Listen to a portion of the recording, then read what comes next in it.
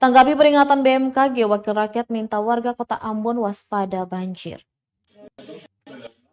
Anggota Komisi 1 DPRD Kota Ambon, Jacob Usmani, meminta warga untuk waspada terjadinya banjir. Ia mengatakan imbauan ini disampaikan terutama bagi masyarakat yang tinggal di bantaran sungai maupun dataran rendah. Pasalnya mereka yang paling berdampak langsung terhadap bencana banjir itu. Diberitakan sebelumnya wilayah Maluku masuk dalam 26 daerah waspada banjir bandang dalam peringatan dini yang dikeluarkan oleh Badan Meteorologi, Klimatologi, dan Geofisika (BMKG). Menurut rilis BMKG Pusat, potensi dampak hujan lebat untuk dampak banjir berlaku Senin 8 November 2021 pukul 9 waktu Indonesia Timur hingga 9 November 2021 pukul 9 waktu Indonesia Timur pada 5 wilayah siaga dan 26 wilayah waspada banjir bandang. 5 wilayah siaga banjir bandang antara lain Sumatera Selatan, DKI Jakarta, Jawa Barat, Jawa Timur, Kalimantan Tengah.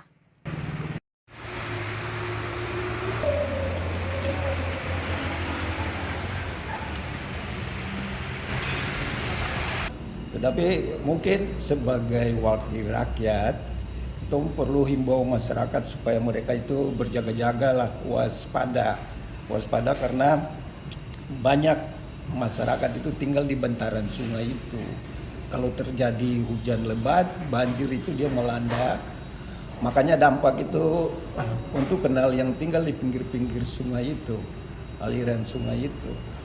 Jadi sebagai wakil rakyat kita tetap mendukung apa yang disampaikan oleh pemerintah, baik itu dari Badan Bencana maupun dari pemerintah Kota Ambon. Kita tetap mendukung supaya kita informasikan kepada masyarakat yang ada di bantaran-bantaran sungai atau yang ada di dataran rendah itu siap siaga.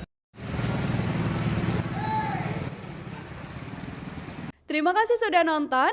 Jangan lupa like, subscribe, dan share ya.